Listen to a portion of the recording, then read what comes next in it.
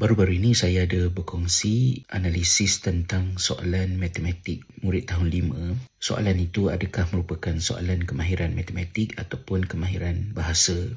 Salah satu jawapan menarik yang dikongsi oleh rakan yang memberi maklum balas, hal ini perlu wujud di dalam subjek matematik kerana kurikulum ataupun silibus matematik itu dibangunkan secara holistik. Perkataan holistik itu memang bernilai tinggi, tetapi holistik itu jugalah yang berada di belakang mengapa silibus-silibus subjek kita tepu dengan banyak kandungan. Apabila setiap subjek mahu bersifat holistik, maka macam-macam benda yang dimasukkan. Apa yang kami di Khalifah Model School Primary lakukan ialah membuat keputusan untuk mengubah konsep pengajaran dan pembelajaran walaupun masih menggunakan kurikulum KPM yang sama, tetapi daripada memberi fokus kepada konten, kami ubah dia kepada memberi fokus kepada kemahiran setiap subjek. Guru-guru bagi subjek perlu mengenal pasti apakah sebenarnya kemahiran yang nak dibangunkan. Asingkan di antara kemahiran dengan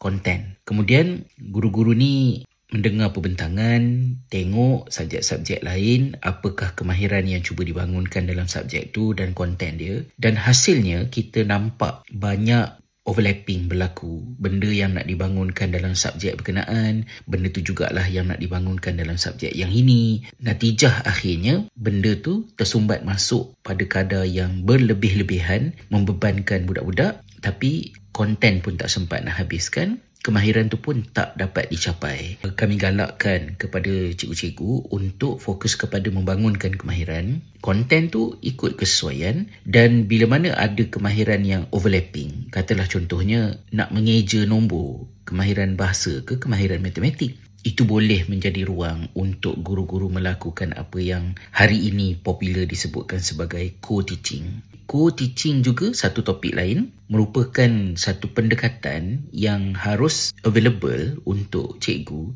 tetapi dia tidak harus dilakukan for the sake of co-teaching. Co-teaching tu perlu diadakan pilihannya untuk cikgu-cikgu bila mana guru-guru tu memerlukannya.